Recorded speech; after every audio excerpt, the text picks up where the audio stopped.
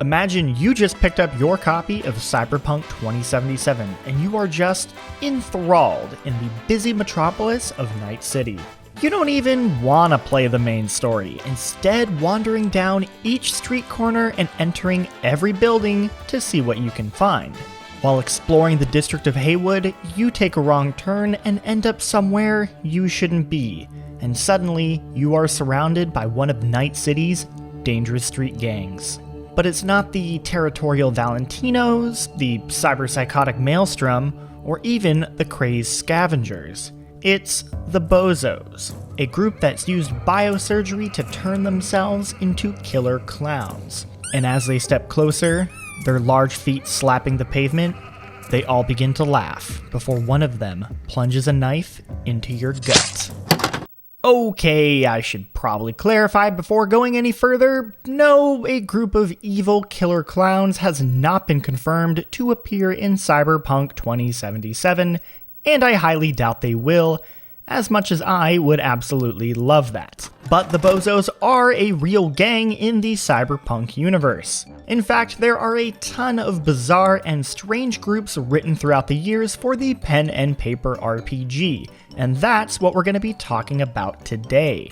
Some of these have had a major presence in the fiction, and others are just one-off jokes. So hopefully you'll get some good laughs, and who knows, maybe one of these groups will show up in the game in one form or another. Let's start by talking about prankster gangs, groups that are less concerned with serious organized crime and more with mischief and mayhem. This nicely brings us back to the group we started with, the Bozos, which, yes, are known as the ultimate killer clown organization. The Bozos originally just bothered people with clown-related pranks, such as dropping water balloons on them. But after taking on a new leader, known as the Great Bozo, their pranks became a lot more deranged.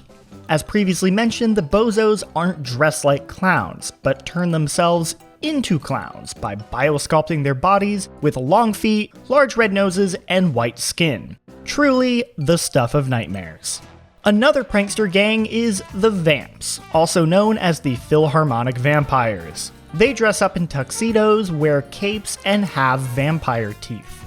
They are by far the most harmless of the gangs in Cyberpunk, doing acts like putting plants inside convertibles on the street or making giant naked inflatable dolls of the governor. No one's really sure what their motivation is, but it mostly seems to be in good fun. They do have a weird hatred for mimes though, which puts them at odds with the Julliard, a defensive gang made up of a collective of street performers. They formed out of a desire to give street performers in 2020 some much needed protection. Their motto? Kill a mime, go to jail.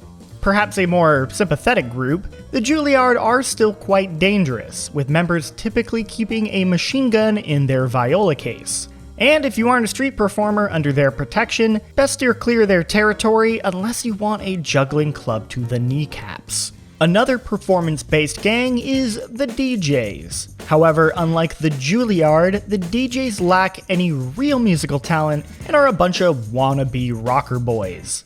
Their racket revolves around ticket scalping, faking autographs, and providing the occasional muscle protection. Everything they do just seems to be a pretense to try and get themselves more fame and attention. Before we move on, I want to mention a couple other random gangs that didn't really fit anywhere, like the Piranhas, which is a party gang whose only goal is to party hard.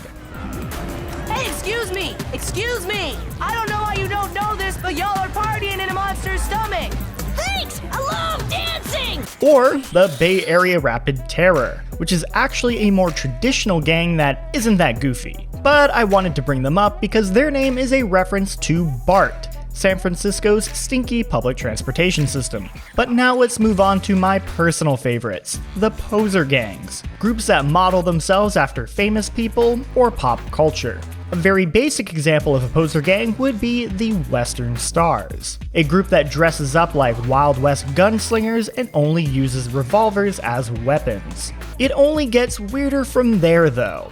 Over in Nashville is the Elvises, a pretty large group where members pose as Elvis during different periods of his life, and whose leader is referred to as the King. They also claim to have proof that Elvis lived until 2002.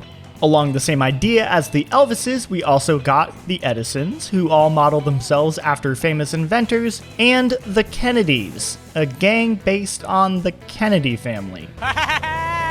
Nothing bad ever happens to the Kennedys! And then there's the Willow Sisterhood. It's made up of a bunch of young women who are all sculpted to resemble famous women in history. They're also deadly assassins for hire. Speaking of murder, there are the Jack the Rippers, a gang of serial killers who mimic the historical murderer of the same name. They even go so far as to wear 18th century overcoats and top hats. How they haven't been caught is beyond me. Perhaps the most unique of the Posergangs is the personalities, a gang with no specific theme. Rather, every member's role is chosen for them at complete random, with no say in what they can be. Roles can be practically any famous figure from any point in history. After being assigned their new role, the member is biosculpted to look like that person, and they must stay in character for the rest of their life. Posergangs aren't just based on real people, but fictional ones as well. One of the more frequently mentioned Posergangs is the Brady Bunch, a gang that biosculpted themselves to look like members of the 1970s American sitcom, The Brady Bunch. Keeping on the sitcom train, we also have the Gilligans, a gay gang where all of its members base themselves around characters from Gilligan's Island. There's also the KoneHedds, based on the old Saturday Night Live sketch. I am Beldar, this is Primate and Connie. I trust we have arrived at the pre-designated time coordinates. My absolute favorite, though, has to be the Trekkies, a gang who all model themselves after Star Trek. Today was another scorcher with the temperature soaring to new heights. The increased violence between the Steel Eagles and Trekkies show that human temperatures are also running high again today. The leader of the Steel Eagles said he would nail Admiral Kirk's head to a post before the end of the week.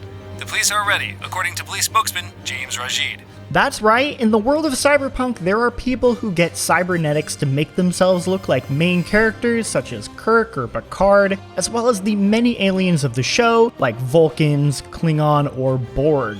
Their home base is designed to look like a starship, presumably the Enterprise, and they model their weapons to look like the classic Star Trek phaser.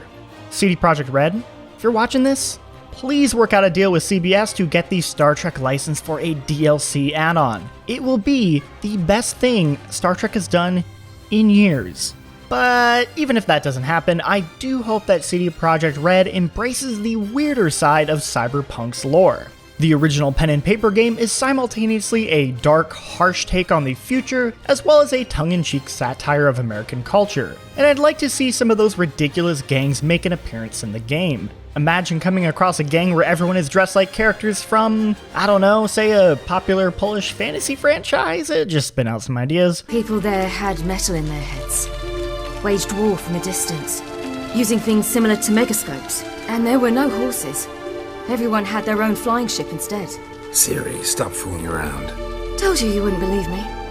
But that's going to about do it for this episode in our Cyberpunk lore series. The details from these videos was sourced from our Talsorian Games Cyberpunk books, so see the description for information if you're interested in checking those out. And of course, check back every week here on GameSpot for a new Cyberpunk video. Thank you very much for watching.